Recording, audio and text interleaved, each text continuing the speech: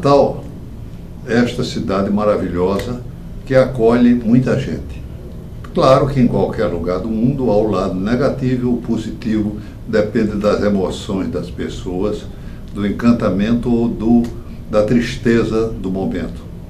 Mas a presença extraordinária, nós conversamos inicialmente sobre uma figura interessante que é Caio Fernandes Abreu, um talento, a própria inteligência, e me fala um pouquinho sobre ele na sua aproximação dele. Caio me parecia uma pessoa assim, ávida de vida, né? Acho que uma das coisas que me atraiu nele foi essa coisa de se entregar à vida, de querer viver todas as experiências. Eu creio que nós tínhamos isso em comum e foi isso que, de certa forma, nos aproximou. Há um ponto em que, numa carta que ele me escreveu, ele se referindo aos nossos primeiros encontros, ele confessava que se surpreendia porque tinha me contado tantas coisas íntimas, tantas coisas que ele sequer escrevia, né? Então criou-se essa coisa que eu acho que está ligada à mesma curiosidade que nós dois tínhamos pela vida, né? Eu me lembro que nessa época em que eu conheci, eu tinha escrito um poema que tinha um verso que concluía com um verso que depois várias pessoas que leram o poema me citavam esse verso, que eu terminava dizendo: viver é experimentar.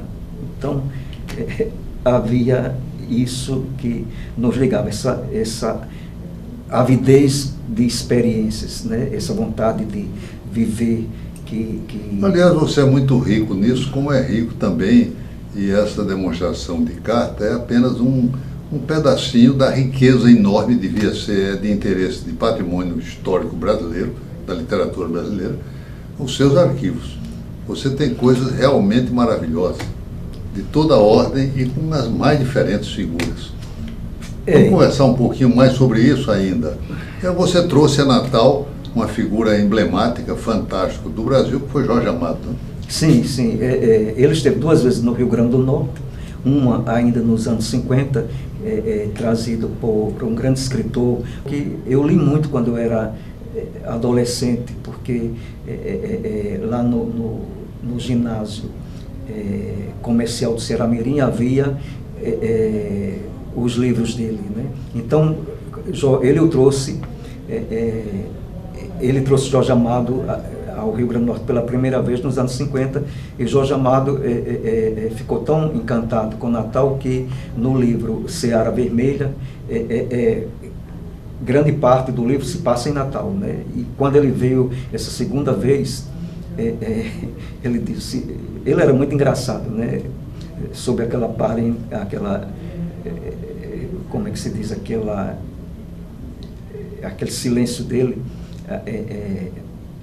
atento, era, no entanto, muito engraçado. Então, uma vez ele disse: eu sei que você tem muitos inimigos, tem muita gente, tem muito desafeto em Natal por conta das suas opiniões. Eu queria ir a Natal para dar um testemunho público do quanto você me é caro. E eu pensava que aquilo era tudo brincadeira, mas acabou Jorge Amado vindo a Natal, e quando ele chegou aqui, ele quis conhecer, aliás, quis visitar Cascudo. E uma das outras coisas que me chamou a atenção foi que foi aí que eu vi que ele tinha uma grande ligação com o Natal. Foi que ele me perguntou se ainda existia lá nas Rocas um determinado boteco que ele tinha ambientado uma cena do livro dele nesse boteco. Então, coincidentemente, eu tinha entrevistado há 1 ano ou 2 anos atrás, essa figura, né? E nós fomos lá, uma casa muito pobre, um lugar muito pobre, mas Jorge se sentiu identificado, como se estivesse sendo recebido num palácio, né? Foi um encontro. Você teve com ele com o Cascudo, você teve uma presença forte, né, também com o Cascudo? Tem, nessa tarde, naquela época eu era colunista e editor de cultura também do Jornal Tribuna do Norte, então eu o levei uma tarde que ele queria visitar Cascudo. Não demorei muito não, porque tinha que voltar para a redação, porque era a hora, já estava perto do fechamento do jornal e eu tinha que voltar. Mas é muito interessante, um dos aspectos curiosos e que mostra a afetividade, a grandeza e a afetividade de Jorge, é que ele sempre nos arranjava uma maneira de nos surpreender. Eu me lembro que quando foi aquela festa, Cascudo ficou super feliz com a visita, e ele foi logo perguntando a Cascudo, disse: cadê o seu livro sobre o Ceará Mirim? Eu fiquei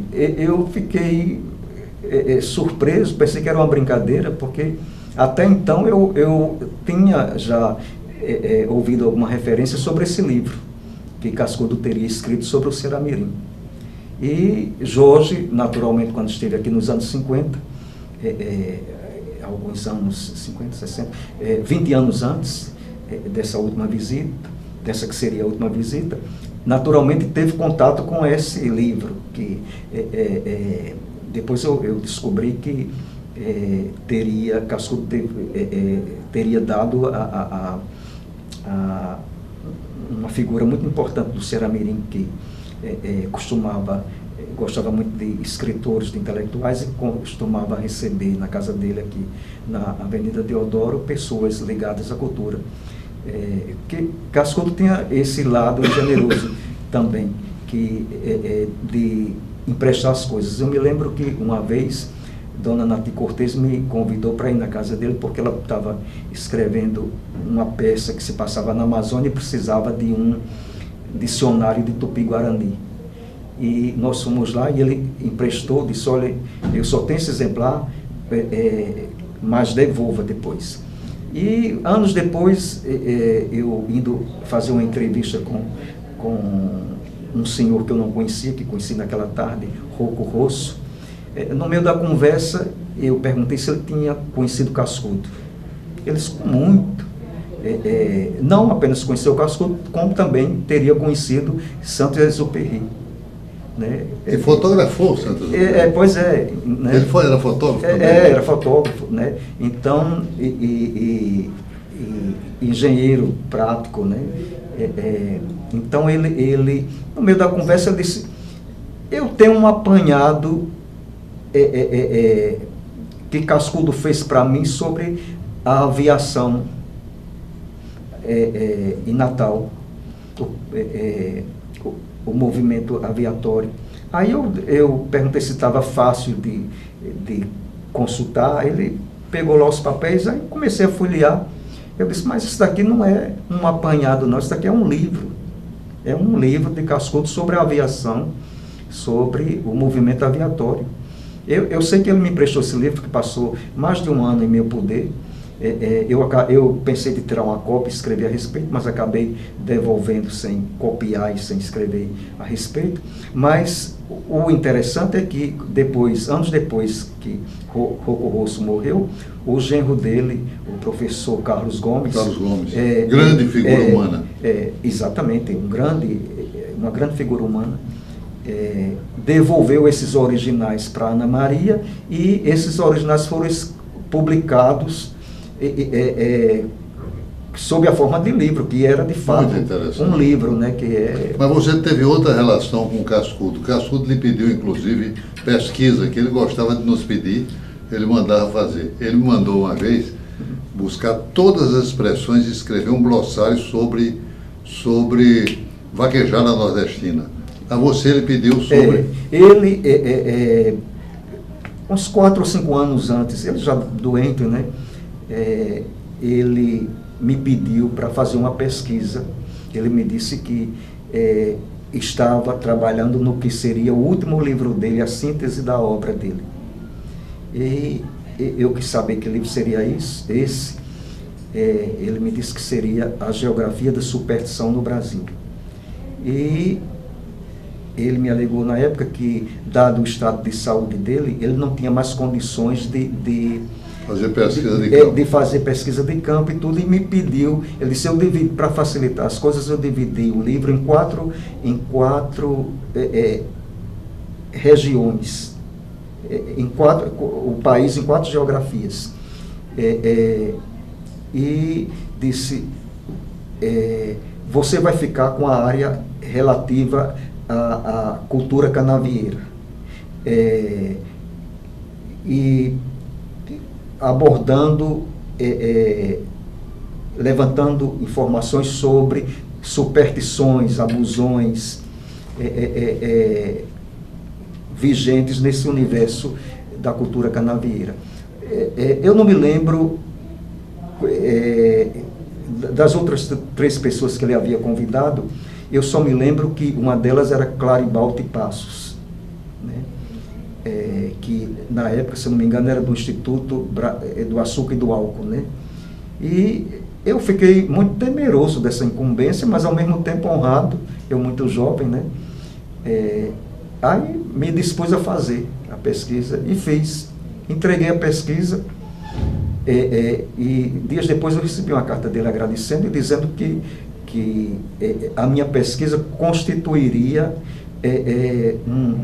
um capítulo do livro. Eu fiquei, ao mesmo tempo, feliz com isso e muito apreensivo, porque eu fui lá para pedir que não fizesse isso, a não ser depois que eu reescrevesse a pesquisa, porque, na verdade, eu tinha me limitado a fazer o apanhado que ele havia me pedido, mas eu não tinha encarado aquilo como um capítulo. Eu apenas procurei dar uma forma para não ficar a coisa meio solta. E Cascudo não terminou um livro fantástico que ele estaria escrevendo, chamado Antes da Noite. Ele não dizia, falava morte. Ele tinha medo da morte, mas não falava nela. Usava a expressão noite, que era uma maneira de dizer. Esse ele não terminou.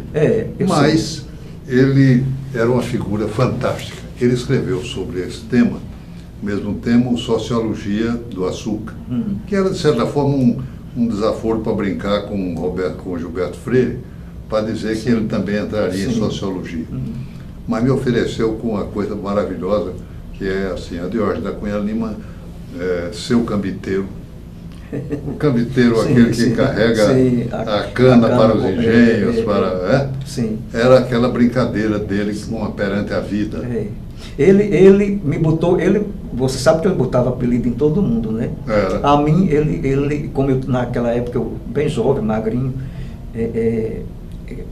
e como diria Jaime Hipólito Dantas, e naturalmente com muito cabelo, ele me chamava de Caetano, porque até mesmo quando eu morei no Rio, nessa época, eu me lembro que eu tinha muitas amizades no meio artístico, e uma vez eu indo visitar um amigo meu que era produtor de teatro, aí quando eu cheguei lá, tinha uns adolescentes na entrada do prédio, aí eu perguntei, disse ao porteiro que ia visitar o meu amigo, e lá para as tantas, esses rapazes, essas moças tocaram a campainha lá do apartamento do meu amigo para perguntar, Caetano está aqui?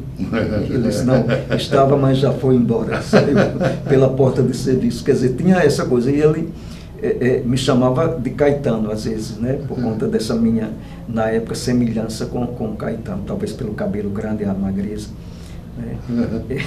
Mas uma figura absolutamente notável. A sua vida é uma vida muito rica, com presença, vocês estão vendo e assistindo a um pouco da conversa. Nós temos ainda uma oportunidade de conversar sobre outras vivências de Franklin Jorge, mas também da sua obra, que é uma obra fantástica.